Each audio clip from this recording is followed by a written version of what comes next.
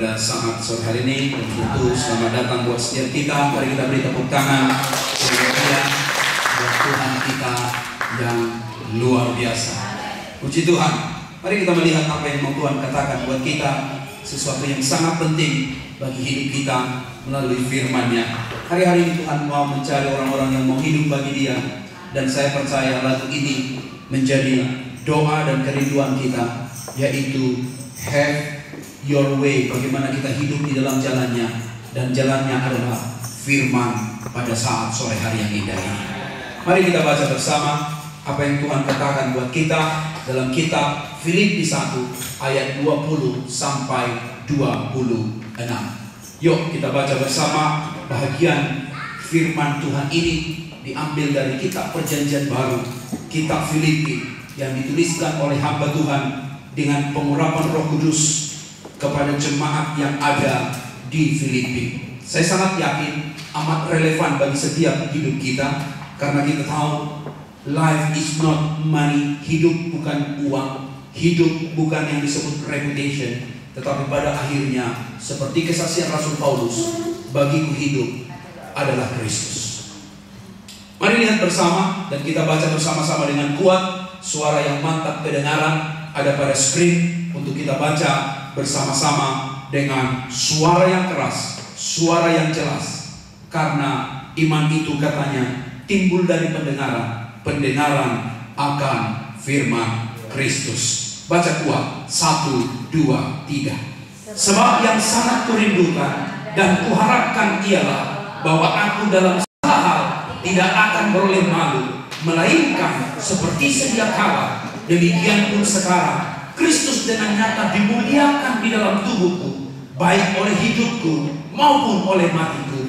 Karena bagiku hidup adalah Kristus dan mati adalah keuntungan. Tetapi jika aku harus hidup di dunia ini, itu berarti bagiku bekerja memberi buah. Jadi mana yang harus kupilih? Aku tidak tahu. Aku didesak dari dua pihak. Aku ingin pergi dan diam bersama-sama dengan Kristus. Itu memang jauh lebih baik. Tetapi lebih perlu untuk tinggal di dunia ini karena kamu. Dan dalam keyakinan ini, tahulah aku akan tinggal dan akan bersama-sama lagi dengan kamu sekalian, supaya kamu makin maju dan bersukacita dalam iman, sehingga kemegahanmu dalam Kristus Yesus makin bertambah karena aku, apabila aku kembali kepadamu. Saudara sekalian yang dikasihi Tuhan, memahami ayat ini, ada satu perkataan ini yang muncul. Apa itu? Sebuah kalimat kehidupan paradoksal yang dapat kita temui. Dikatakan Rasul Paulus begini, aku didesak dari dua pihak. Mana yang harus kupilih aku tidak tahu. Pihak apakah itu? Pihak pertama, aku sebenarnya ingin hidup. Dan itu adalah kehidupan yang jauh lebih perlu. Tetapi jauh bagiku lebih baik seandainya Tuhan memanggil aku, dan itu lebih baik. Aku tidak tahu memilih yang mana. Aku bingung memilihnya. Aku hidup ingin bersama-sama dengan kamu. Memang kamu perlu saya. Saya sebagai bapak rohanimu, saya sebagai pemimpinmu, saya sebagai panutanmu, saya sebagai leadermu. Saya perlu bersama dengan kamu. Sebab saya mau hidup setiap kamu harus dewasa di dalam Tuhan. Tetapi ada sesuatu yang lebih baik. Yang lebih baik itu adalah aku bersama-sama di dalam kemuliaannya di sorga yang kekal itu. Tetapi kalimat daripada Paulus bilang begini, tapi aku tidak tahu memilih yang mana. Bapak Ibu, pengalaman ini tentu kita bisa alami bersama. Kadang-kadang menghadapi dunia yang begitu banyaknya tantangan, kadang kita bilang, Tuhan, lebih baik kau panggil aku lebih cepat, lebih mudah, dan itu jauh-jauh lebih enak. Tapi melihat anak, istri, suami, dan keluarga, jiwa-jiwa yang belum diselamatkan, Tuhan, tunggu dulu. 30 tahun lagi setelah aku melayani mereka, baru engkau panggil aku. Namun Tuhan, aku gak tahu pilih yang mana. Tapi Rasul Paulus punya jawaban yang hebat. Sekalipun dia berkata, aku tidak tahu pilih yang mana, pada akhirnya diambil sebuah kesimpulan. Dan kesimpulan itu adalah, bagiku hidup adalah Kristus. Kalau hidup, untuk Kristus. Kalau mati, untuk Kristus. Dan saya percaya, itu sangat relevan buat kita hari-hari ini. Nggak kira mati, nggak kira hidup, tetap hidup kita memuliakan Kristus. Katakan amin. Katakan amin. Nggak kira menikah, nggak kira mungkin melajang, nggak kira ada pekerjaan, nggak kira nggak ada pekerjaan, nggak kira berumah tangga ada anak, nggak kira mungkin kita berumah tangga tidak ada anak. Tetap bagi kita adalah hidup adalah Kristus. Katakan amin. Dan saya percaya kalimat ini sangat penting di hidup kita. Apa yang mau dikatakan buat kita dari ayat ini? 3 poin penting. Yesus dimuliakan dalam hidup. Kata bagiku hidup adalah Kristus bukan sebatas punya agama Kristen. Tapi Paulus bilang, bagiku hidup adalah Kristus, artinya Yesus mau dimuliakan di dalam hidup. Ayat ini bilang begini, Kristus dengan nyata dimuliakan di dalam tubuhku, baik oleh hidupku maupun oleh matiku. Dan saya sangat yakin kita mengikut Yesus, motivasi yang terbesar adalah dan yang terbaik adalah apapun yang kita kerjakan memuliakan Tuhan Yesus. Amin. Makanya saya sangat yakin bagi setiap kita yang hadir hari ini, please remember this, bahwa pekerjaan kita adalah pelayanan kita. Pelayanan kita adalah untuk memuliakan Kristus. Saat kita menjadi supir, memuliakan Kristus. Saat kita baca Alkitab, memuliakan Kristus. Saat kita menjaga anak-anak, nah ini Budi makan pisang Ambon, memuliakan Kristus. Katakan amin. Katakan amin. Melayani di gereja ini sebuah kemuliaan bagi Kristus. Namun ingat, ketika kita masak sesuatu untuk suami kita, itu pun adalah sebuah pelayanan untuk kemuliaan nama Kristus. Apalagi kalau yang dimasak sumur jengkol. Sumurnya hilang, jengkolnya ada.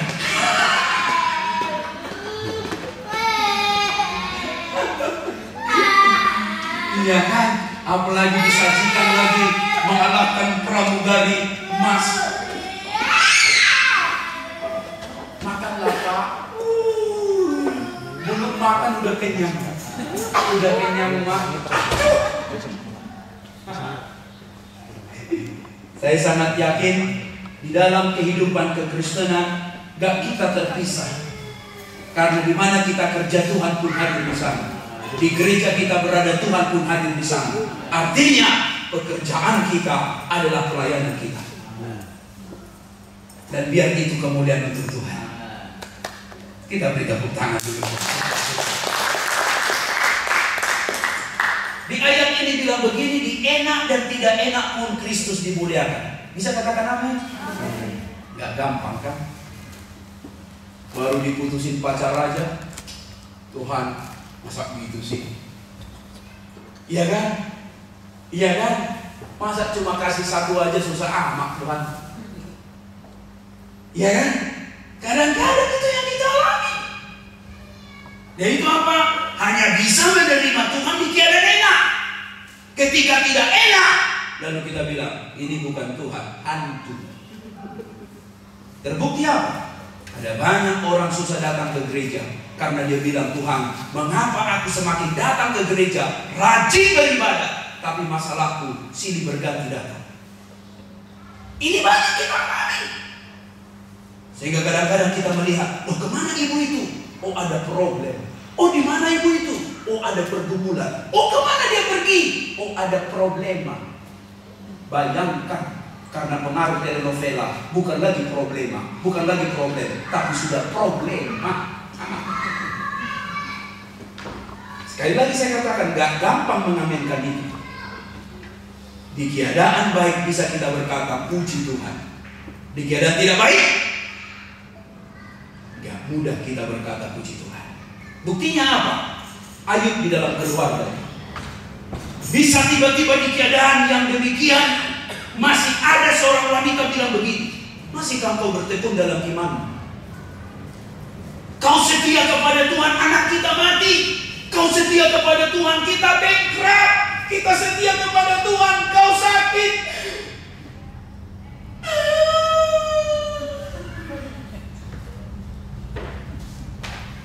Betul Bapak Ibu?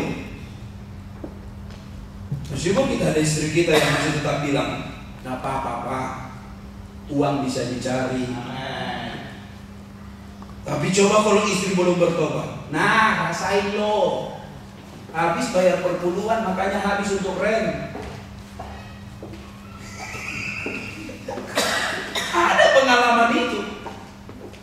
Tapi hebat Ayub, kalimat itu tidak hanya berhenti begini. Dia punya kalimat yang bagi saya itu very powerful. Baca bersama 1, 2, 3. Tetapi jawab Ayub kepadanya, engkau berbicara seperti apa tuh? Perempuan gila. Apakah kita mau menerima yang baik dari Allah, tetapi kita tidak mau menerima yang buruk? Bagi saya hebat Ayub. Dia tidak hanya mengikut Tuhan waktu di keadaan enak, tapi di keadaan sakit pun bibirnya, hatinya, hidupnya masih mau setia kepada Tuhan. Hari-hari ini Tuhan sedang mencari kekristenan yang militan, yang apapun terjadi Yesus segalanya, yang apapun terjadi Yesus dimuliakan. Katakan amin. Katakan amin. Sekalipun kesakit penyakit itu kian hari kian susah disembuhkan, tapi sakit penyakit itu kita tidak biarkan untuk mencuri sukacita dalam hidup kita. Sekalipun mungkin kita pernah gagal, tapi kegagalan itu tidak akan mengurangi kesedihan kita datang beribadah kepada Tuhan. Sekalipun mungkin kita menghadapi suatu keadaan yang susah, tapi kesusahan itu tidak akan menyeret kita untuk akhirnya menyangkal Kristus. Tapi justru yang kita buat adalah semakin kita dihamba, semakin kita merambah, semakin kita dijepit, semakin kita melejit. Karena kita tahu iman kita adalah iman kepada Yesus yang tidak pernah gagal. Tepuk tangan dulu buat Tuhan kita yang luar biasa. Poin yang kedua, yang luar biasa. Kita lihat dulu seorang Fanny Crosby ini. Dia seorang yang bernama Fanny Jane Crosby. Tapi justru di keadaan buta, dia menciptakan lagu yang hebat, yang menjadi lagu yang sangat populer kita dengar. Apa itu? Lagu Blessed Assurance. Jesus is mine. Dia berkata, Blessed Assurance, Jesus is mine. Oh, what foretaste of glory divine, heir of salvation, purchase of God, born on His Spirit, was His influence. Sama-sama. This is my story, this is my song, praising my Savior all day long. This is my story, this is my song, praising my Savior all day long. Di keadaan buta masih bisa cipta lagu. Artinya kelemahannya tidak membatasi dia untuk berkarya bagi Tuhan. Sangat salah kalau di Indonesia orang menjual kelemahan dan mereka tidak lagi jadi subjek, tapi menjadi objek daripada mencari harta benda. Artinya duduk di pinggir jalan, artinya menjual kelemahannya, artinya mempertontonkan kelemahannya. Tapi saya sangat salut seorang laki-laki yang lahir di Melbourne, namanya adalah Nick Fujisik. Sekalipun tidak ada tangan, tidak ada kaki, masih bisa bersaksi ke seluruh dunia dan menyampaikan tentang Yesus Tuhan yang adalah juru selamat bagi dunia ini. Dan saya mau katakan hari ini, your story is your song. Your song is your story. Hati-hati nyanyi Pak. Hati-hati nyanyi Bu. Pulangkan saja aku pada ibuku atau ayahku. Benar-benar pulang. Benar-benar Betul sonata. Benar-benar pulang. Gelas-gelas kaca, bisikan suara. Benar-benar pecah gelasnya. Siapa itu? Nia. Sama siapa itu? Update ini.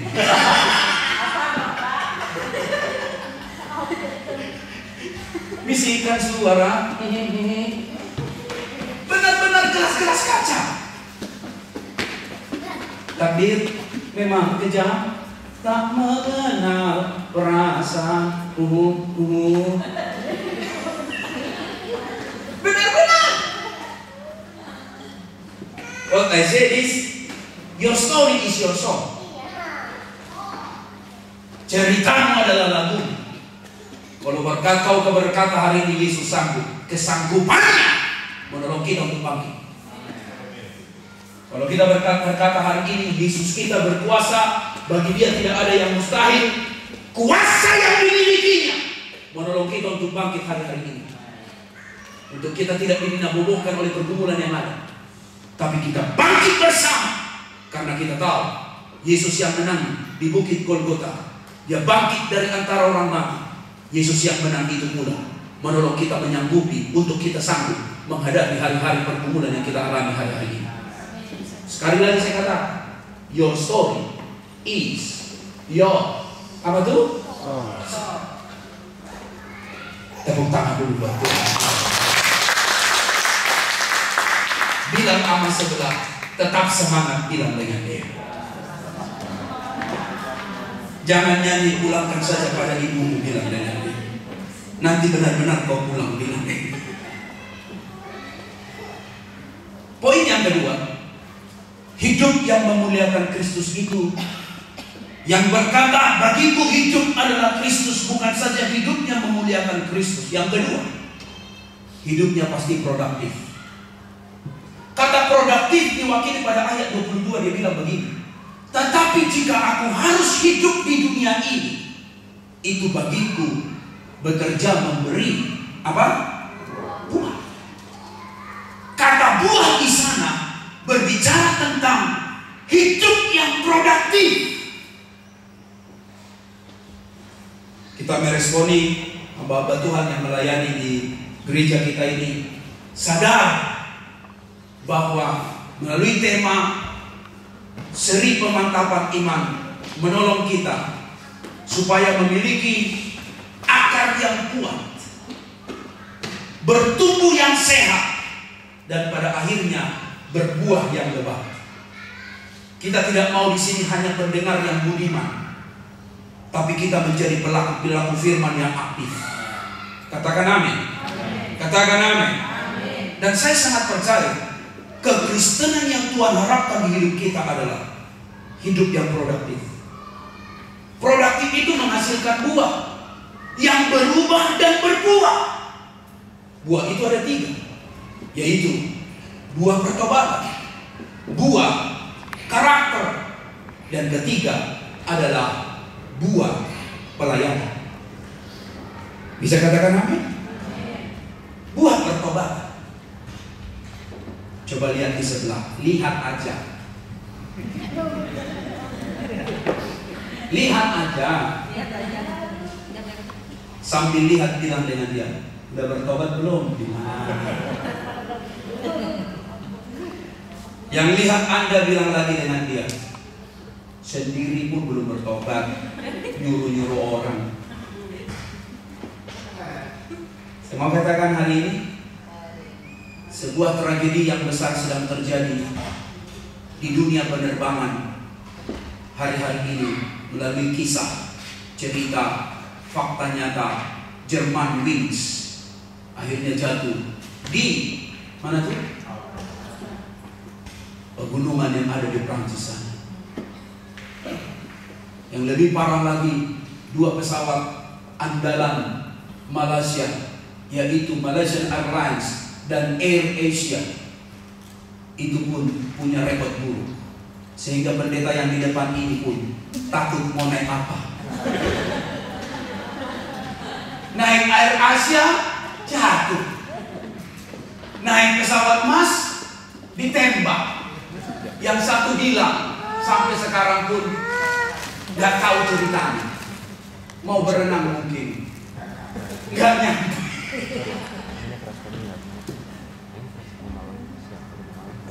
Bisa ada seorang pilot atau co-pilot yang bicara seperti itu kepada mantan pacarnya, lihat, kelak seluruh dunia akan mengingat saya.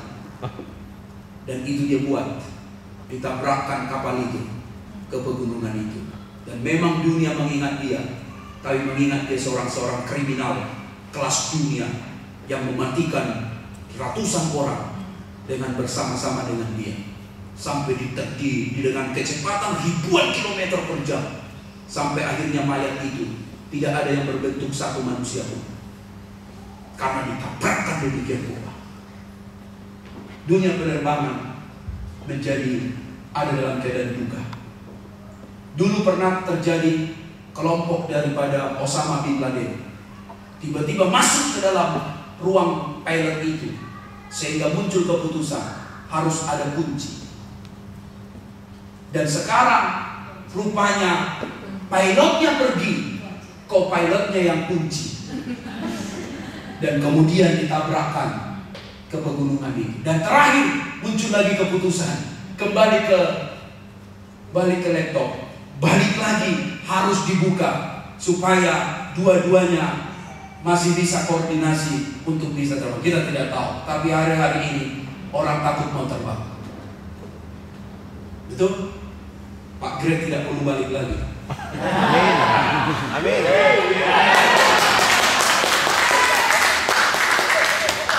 Saya bingung ini, Anda tepuk tangan untuk apa? Pak Har udah diajarin dari tadi, Pak ya. Ini tepuk tangan kok gini loh.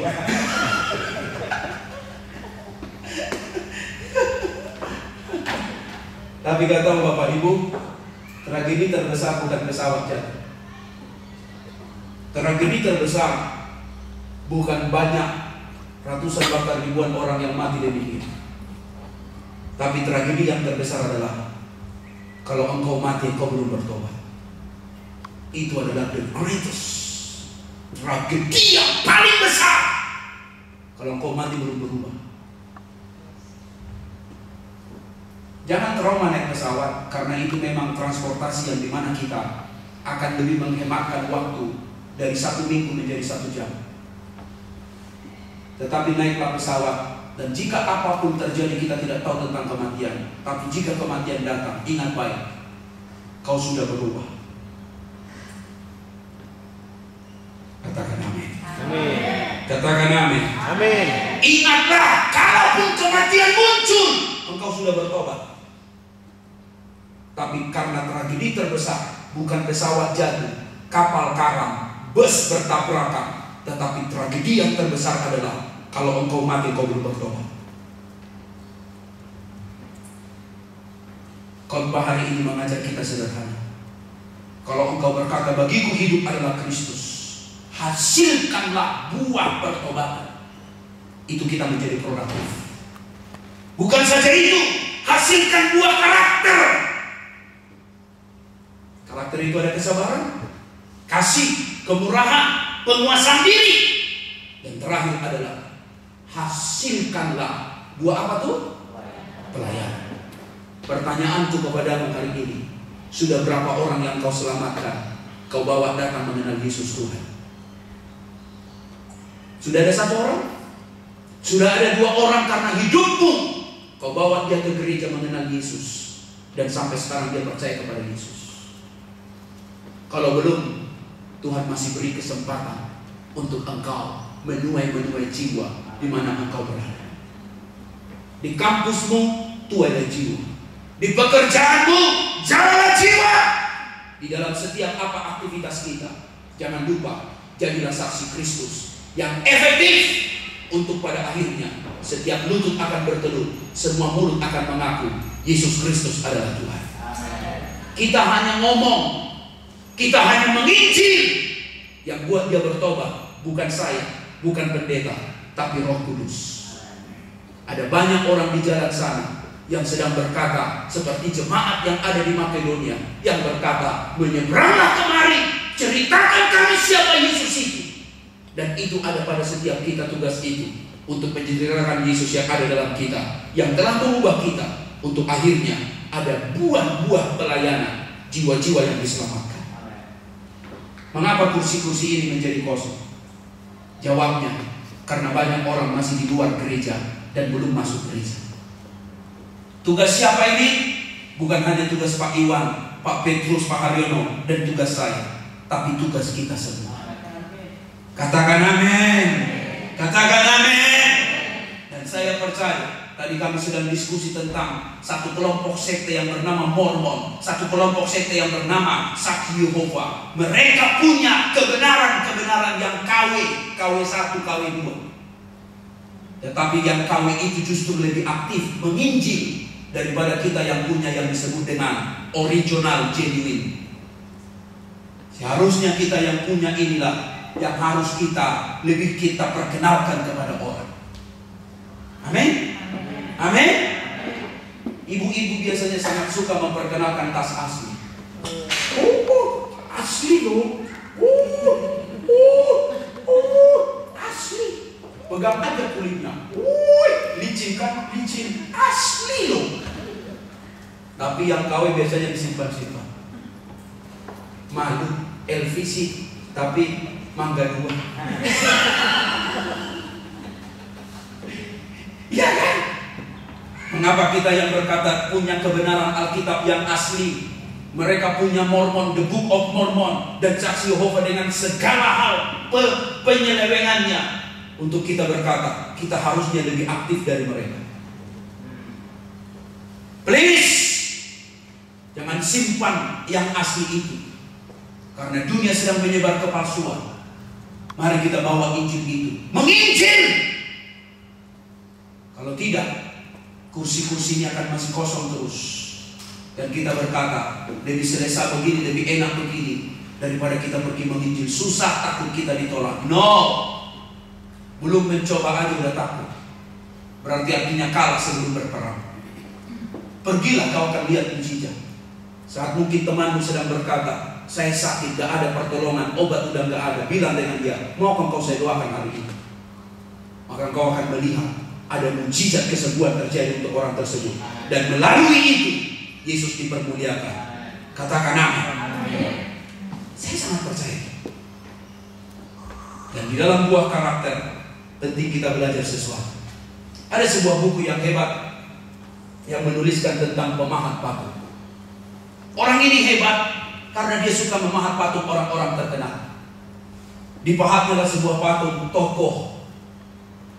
Orang Amerika mengenalnya seorang Presiden Abraham Lincoln.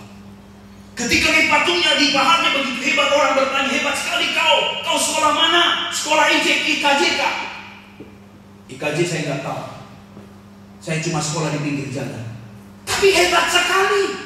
Patungnya begitu indah, luar biasa, halus, dan kemudian lekak-lekuk tubuh dan wajahnya amat sempurna. Apa yang kau buat? Dia bilang, saya nggak buat banyak. Jangan bilang nggak buat banyak. Kau menciptakan, menghasilkan patung yang luar biasa. Dia bilang tidak. Tolong cerita rahasianya. Dia bilang rahasianya cuma sederhana. Yang bukan Abraham Lincoln, itulah yang kubuat. Yang bukan diri dia, itulah yang kubuat. Sehingga yang tinggal adalah dirinya sendiri. Make sense bukan? Mengajar kita sederhana. Ada banyak yang bukan Pak Greg di dalam diri ini, yang tiap hari mau Tuhan paham. Ya Pak Richard ya. Ada banyak yang bukan Pak Richard dalam dirinya, yang tiap hari akan dipaham. Mungkin sombongnya, mungkin apa itu? Egoisnya, Mungkin apa itu? Munafiknya.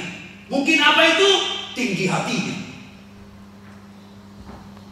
Maukah kita sore hari ini kita izinkan Tuhan memahatnya dan bilang, Tuhan, pahatlah, biarlah hidupku seperti apa yang Kau mau. Buku seorang yang bernama Bob Moffat berkata, ada 7 hal yang perlu dipahat dalam diri seseorang yang akan membuat engkau menjadi hidup lebih lagi menghasilkan buah-buah karakter Kristus, yaitu ingin terlihat baik, alias munafik. How are you? Oh, I'm okay. Padahal KO. Nampak baik. Apa kabar? Oh, shalom. Gimana ceritanya? Oh, Hosana. Oh, bagaimana? Oh, haleluya. Oh, semuanya oke. Oh, praise the Lord. Tapi nyampe di rumah, istrinya hari-hari dimarahi. Bego lo, dasar monyet. Ada orang begitu, masih hidup lagi. Masih hidup. Gak tahu di Kingsford atau rumahnya atau enggak. Mungkin di Islek. Satu rumah, Pak. Maskotnya. Oh, maskot gak ada ya? Selamat Ibu Evi. Mungkin yang di maskot pindah ke Islek. Ada orang begitu. Di gereja, aduh, nampak baik. Manis. Wah. Sampai malaikat cemburu. Buset dah. Lu lebih malaikat dari gua, kata Mak. Ada orang begitu. Orang bilang apa kepribadian?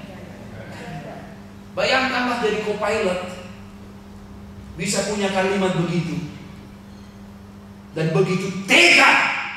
Kalau mau bunuh diri aja. Gak usah ajak-ajak orang. Makanya pihak investigation dan pihak penerbangan bilang itu bukan bunuh diri, itu namanya kejahatan. Begitu baik.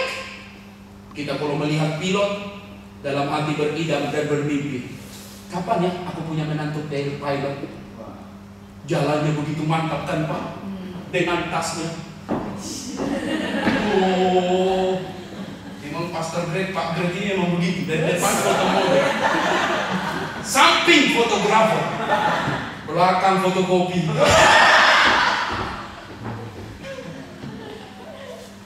Biar gak ngantuk. Kebaktian sore begini kan ilmunya harus main. Kalau enggak, amin. Kalau pendetanya baik, kalau pendetanya jahat, matilah kau. Amin. Binasalah kau. Haleluya. Jadi bikin ketawa sedikit. Kalau sudah ketawa, wow, mulut terbuka, hati terbuka. Jangan lupa dompet terbuka. Buku Deri nih, ujung-ujungnya duit. Tapi saya mau katakan buat kita, kalau masih ada orang yang begini berpura-pura, berapa mukanya? 2. Iya. Kalau di depan pendeta, oh maaf, manisnya. Tapi di rumah bukan surga yang nyata, tapi justru suasana neraka. Izinkan hari ini Tuhan pahat itu. Amin. Ya Pandi ya, harus dipahat Pandi. Yang bukan Pak Andi biar dibuang. Ini baru 1, 7 ini. Yang kedua apa? Oh, ini pasti di Australia ini. Banyak orang tidur kegemukan. Apa itu komunitas yang hedonis? Hanya mengejar kenikmatan semata. Spirit ini masuk ke gereja. Kalau gereja itu gak memuaskan, tinggalkan saja. Say goodbye, adios amigo. Makanya sekali lagi hari Jumat perlu Anda datang untuk beribadah di Jumat Agung. Yesus bukan hanya menjadikan mujizat 5 roti 2 ekor ikan, tapi Yesus juga mati di atas kayu salib bagi dosamu dan dosaku. Teologi kita bukan hanya teologi berbicara tentang mujizat yang buta dapat melihat, yang tuli dapat mendengar, mati dibangkitkan. Tapi teologi kita ada juga teologi salib yang harus kita pikul. Jangan hanya mengejar kenyamanan, sebab seringkali di kenyamanan banyak orang mati. Matinya mati rohani. Olehnya Bapak Ibu, biar itu dipaham. Katakan amin. Katakan amin. Capek-capek pun mungkin engkau datang ke gereja angkat barang. Puji Tuhan, supaya keluar kita dari zona kenyamanan kita. Di office mungkin engkau bos, dipanggil bos, tapi di gereja engkau menjadi hamba Tuhan, sama-sama melayani. Saya sangat respect dengan jemaat kita, Jireh maupun House of Sacrifice di sini. Kalau kerja itu nggak kira, mau laki-laki pun tetap bisa cuci piring. Amin bapak-bapak. Kayaknya kurang nih bapak-bapaknya. Amin bapak-bapak. Pakai aman ini. Saya tahu itu berkat luar biasa. Saya justru melihat juga, bukan juga Anda, saya pun belajar itu. Kelaki-lakian saya bukan ditentukan dengan mencuci pakaian. Tetap laki-laki pun bisa mencuci pakaian. Saya ada desain untuk itu.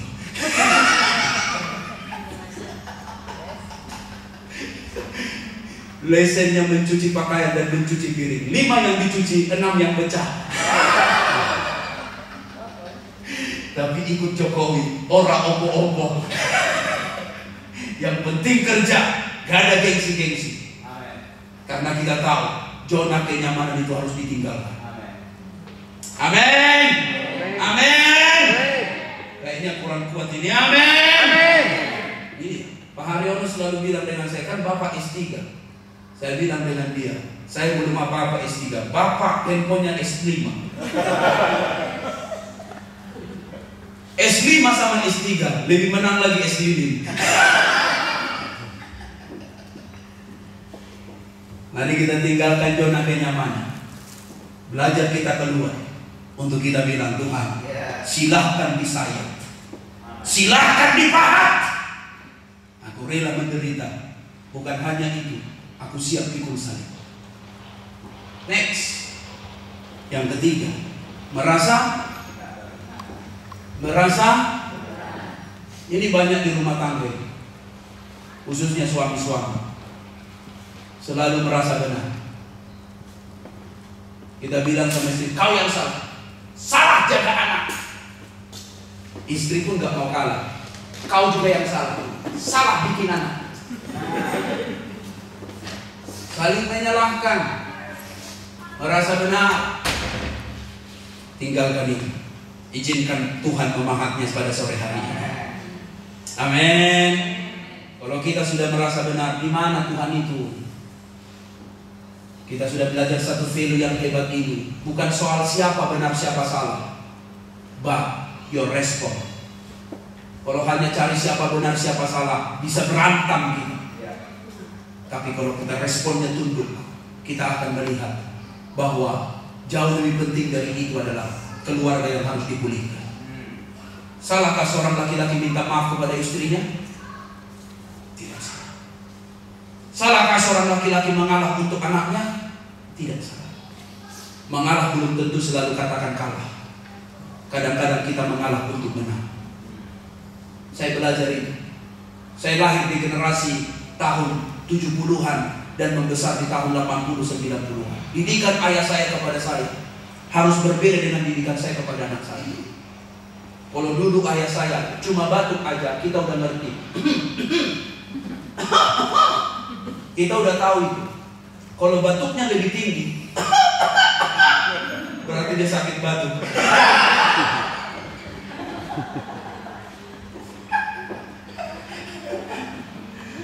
Sekarang lain, anak dibatukin, kurang kuat Pak. Kita batuk lagi, dia yang batuk. Makanya kata dia lagi, oh Tuhan ampunilah, dikasih makan apa ini? Kodok enggak, RT bukan, RW bukan, tapi kok jadi begini? Tapi please, kadang-kadang kita perlu say sorry hanya untuk diri sebuah hubungan. Amin, amin, amin. Ya. Mengalah itu tidak selalu kalah. Kadang-kadang di jalan raya itu kita perlu mengalah. Daripada kita tabrakan, stop Pak, stop, mengalah. Ini mengalah. Daripada ikut dia gila seperti dia, lebih baik kita mengalah. Kita lebih selamat dan kita tidak tahu apa nasibnya. Yang saya mau katakan sederhana, jangan selalu merasa benar. Di dalam kebenaran kita masih banyak hal yang salah dalam hidup kita. Katakan amin. Yuk tepuk tangan dulu buat Tuhan. Yang keempat apa? Tetap mengontrol penyembahan kepada diri. Yang kelima apa? Agenda tersembunyi. Apa itu? Tidak tulus melainkan bulus dan manipulatif. Ada orang yang demikian. Apa yang perlu Tuhan izinkan? Tuhan sayat hari ini. Sikap egois, suka memanfaatkan orang lain. Yang ketujuh adalah kehidupan yang tidak mau berubah. Licik Kristen agamawi tanpa kesediaan berubah. Hari ini dari 7 ini, berapa yang perlu disayat Tuhan dari hidup? Dari 7 ini, berapa yang Tuhan mau pakat dalam hidup? Coba tanya di sebelah, berapa bilang dengan dia? Jangan pura-pura diam, bilang dengan dia. Berapa yang Tuhan mau pakat? Kalau engkau berkata, Tuhan, aku 7-7-nya perlu dipahat Tuhan. Tangan yang berkata demikian, mulut yang berbicara demikian, adalah juga mulut yang sama yang pokok berbicara hari ini. Aku pun Tuhan mau dipahat, supaya benar-benar yang original yang Tuhan bentuk itu yang ada, dan gambar Kristus yang nyata dalam diriku, bukan gambar pribadiku.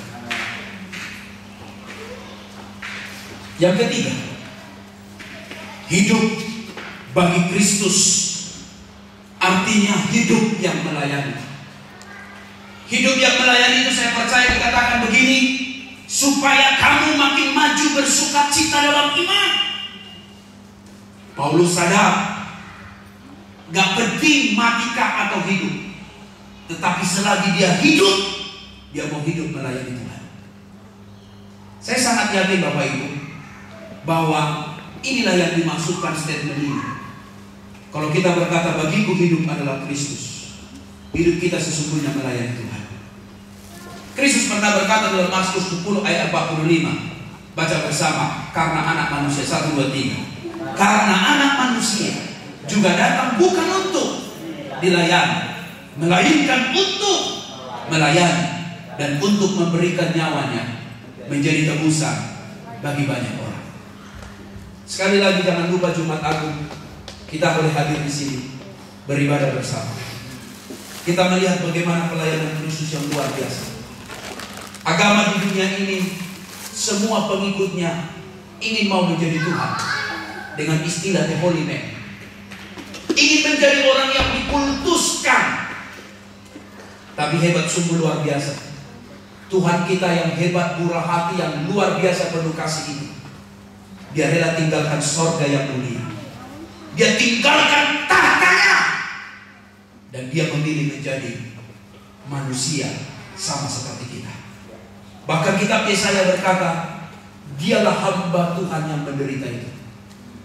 Dialah rela tubuhnya dihancurkan, bahkan harus mati sebagaimana kita mati di atas kayu salib. Dan berbicara di atas kayu salib hanya kematian bagi orang yang terkutuk. Dan dia rela jadi kutuk supaya kita dimuliakan. Dia rela disakiti supaya kita disembuhkan. Dia rela hina asal kita dimuliakan. Dia rela sakit asal kita menjadi sembuh. Pentingnya kebaktian Jumat Agung, untuk kita mengerti Kristus Tuhan di dalam kemuliaannya masih mau datang untuk melayani dan bukan dilayani. Dikatakan seorang David Livingstone, hidupnya sungguh luar biasa, menjadi satu contoh bagi setiap hidup Kristen kita. Bagaimana dikatakan dia lahir tahun 1813. Dia seorang Kristen yang taat dan melayani di sekolah minggu, mengedepankan pendidikan orang tuanya, berkata engkau harus jadi seorang dokter. Dan benar, dia seorang dokter. Tapi ketika Badan Penginjilan memerlukan seorang misionaris, dia bilang saya mau menjadi misionaris, tapi saya mau ke Tiongkok. Tapi melalui London Missionary Association dia dikirimkan justru ke Afrika. Tahun 1840 dia bertemu dengan Robert Moffat. Akhirnya dia pergi ke Afrika. Tapi saat di Afrika, apa yang didapatkan? Tangan kirinya patah. Bahkan rekaman singa Afrika membuat kehidupannya menjadi timpang. 1 Maret 1873 dia meninggal karena penyakit malaria. Istrinya pun mengalami keadaan yang sama. Tapi ketika dia pulang ke tempat asalnya, orang mengejek dia, tapi dia bilang, engkau boleh mengejek aku, tapi aku bisa setia kepada Tuhan hanya karena satu ayat ini, yaitu dia yang menyertaiku adalah dia Tuhan yang tidak membiarkanku dan menyertaiku selama-lamanya. Dia tetap setia kepada Tuhan. Kalau orang Afrika sampai sekarang mengenal Tuhan Yesus sebagai Tuhan Juru Selamat, dan banyak mereka kalau main bola itu pakai lambang salib, mereka tidak akan pernah lupa siapa seorang yang bernama David Livingstone. Bahkan dia digelar sebagai rasulnya orang Afrika.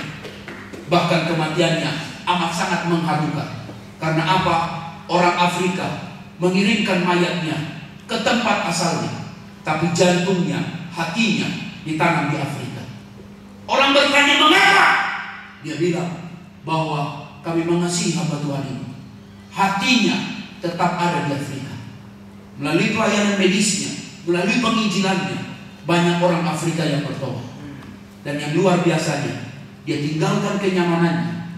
Dia sekalipun dia harus kehilangan istrinya, kehilangan kesehatannya. Pada akhirnya dia bilang, bagiku hidup adalah Kristus, dan aku melayani Tuhan dengan setia. Doanya amat menyentuh hati saya.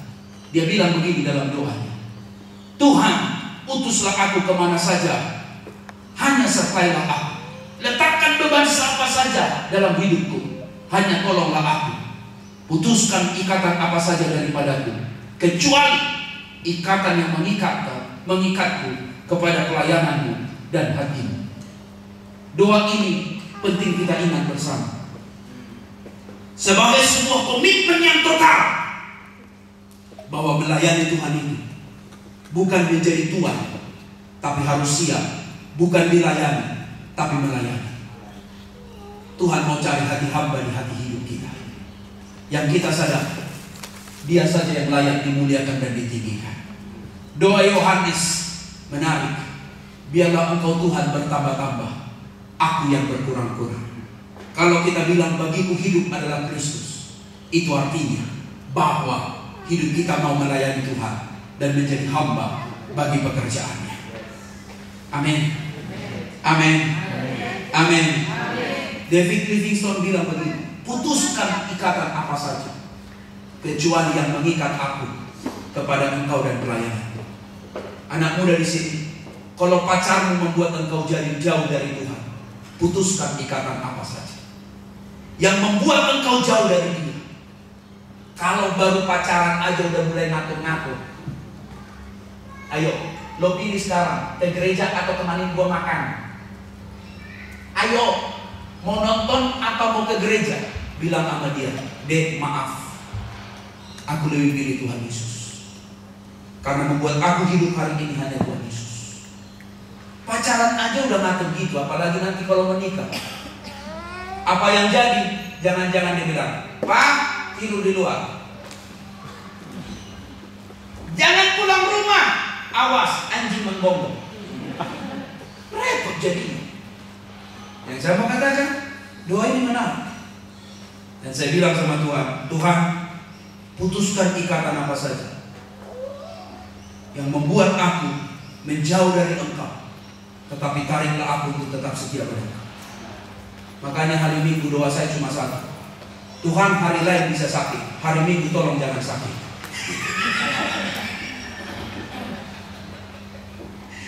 Bisa minta gitu. Dan sampai sekarang di usia pelayanan saya, dari 17 tahun sampai sekarang, umur 37 tahun, 20 tahun melayani, jarang dan mungkin hampir tidak pernah hari Minggu sakit. Karena saya bilang, Tuhan, hari lain bisa sakit, hari Minggu no way. Kalaupun demam-demam, tepat khotbah. Habis khotbah, minum tolak angin. Karena saya tidak mau dikalahkan sakit demam. Kalaupun demam-demam, maju terus. Kadang-kadang pusing, waktu siapkan khotbah, pusing. Lalu kemudian luar biasa pusingnya. Tapi entah kenapa, saya khotbah, pusingnya hilang. Karena rupanya pengurapan Tuhan itu bekerja dan kita bisa melayani, melihat komitmen kita yang setia kepadanya. Bapak Ibu, putuskan ikatan apa saja yang kadang-kadang menjauhkan kita dari Dia. Dan hari ini Tuhan mau mencari hati yang siap mau dipahat Tuhan. Dan bilang kepada Tuhan, Tuhan, silahkan pisaumu sekalipun mungkin menyakiti kesenangan kenyamananku. Tapi kalau itu baik bagi Engkau, pahatlah Tuhan, supaya aku menjadi pribadi yang Kau inginkan. Kita beri tepuk tangan.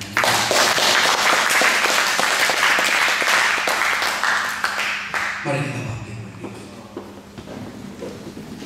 Haleluya. Selidiki aku, lihat hatiku. Apakah ku sungguh mengasihimu Tuhan? Dan nyanyikan lagu ini. Arabasangka arabasiki. Kau baik bagi kami Tuhan. Bukan hanya sebuah moto, bagiku hidup adalah Kristus. Tapi Engkau sedang menjelaskan kepada kami bahwa kami harus memuliakan Engkau. Hidup kami harus produktif.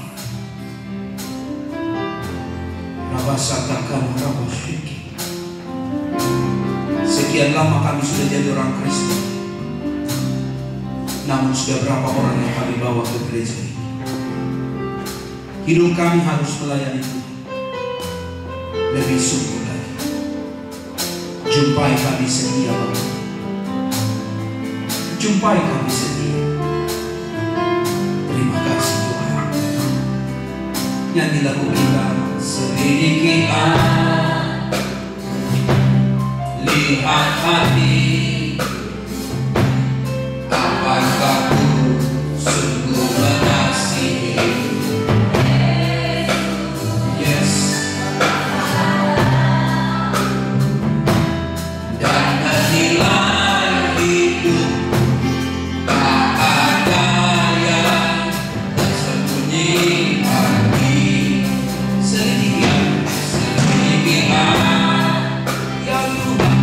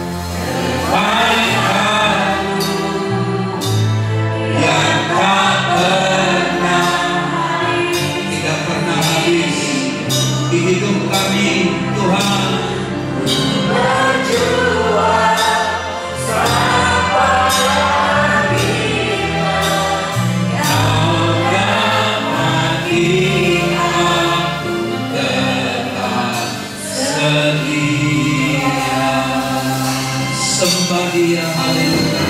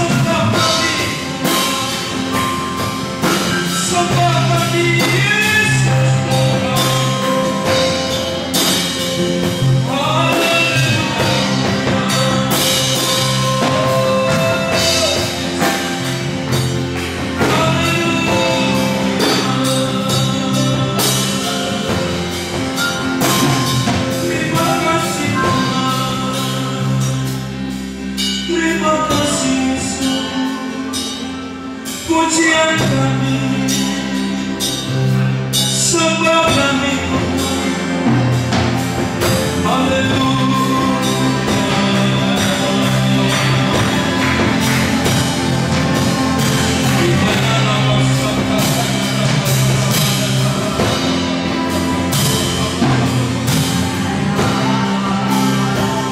Terima kasih Tuhan,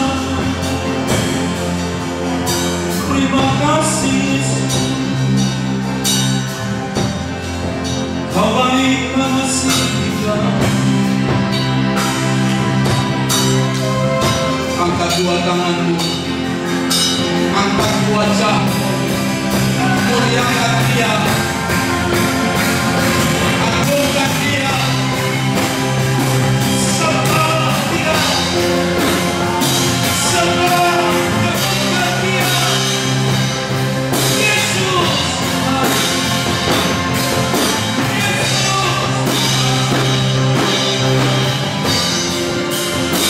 tiada yang seperti Engkau, tiada yang seperti Engkau. Yesus Tuhan, oh terima kasih Tuhan, terima kasih Yesus, oh terima kasih Tuhan. Telah kulihat, telah kulihat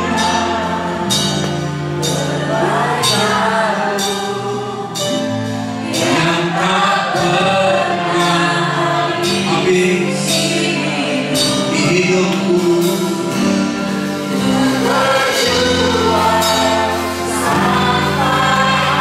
Kami mau setia Tuhan. Angkat tanganmu, katakan, telah kulihat kebaikan-Mu.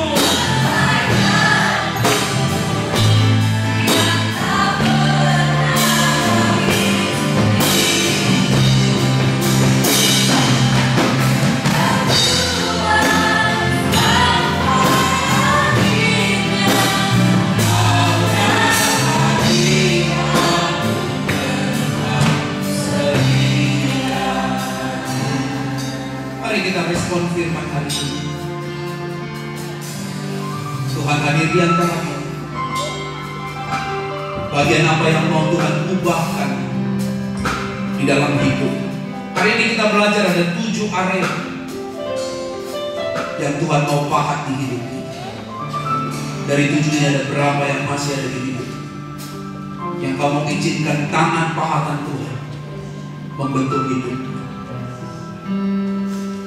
Bolehkah kau izinkan sikap ingin terlihat baik itu dipahat Tuhan? Maka kau izinkan ingin merasa nyaman itu dipahat Tuhan. Maka kau izinkan merasa benar, tetap mengontrol agenda tersembunyi, keuntungan pribadi tidak mau berubah. Tuhan mau sayang, Tuhan mau bentuk, Tuhan mau buang itu dari hidup. Tuhan mau lihat hati yang rela dipahat Tuhan hari ini dan berkata, bagiku hidup adalah Kristus. Aku izinkan Engkau Tuhan memahat semua hal yang tidak berkenan dari hidup. Angkat tanganmu pada Tuhan. Puji Tuhan. Siapa lagi? Mari respon kepada firman. Siapa lagi? Angkat tangan. Berdoa kau di mana kau berdiri secara pribadi kepada Tuhan.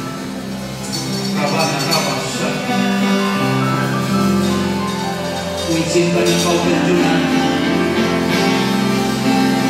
Kuizinkan engkau berjuang.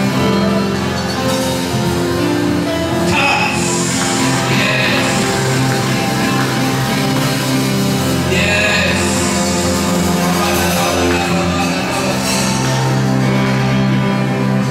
Yes, Jesus. Kami siap dibentuk Tuhan. Kami siap dibentuk. Kami siap dibentuk. Karena kami tahu Engkau Tuhan yang baik. Terima kasih Tuhan. Turunkan tangan saudara. Terima kasih Tuhan untuk sore ini, untuk firman-Mu yang kami dengar. Kami ingin berkata, telah kulihat kebaikan. Sekali lagi nyanyi ref lagu ini. Telah kulihat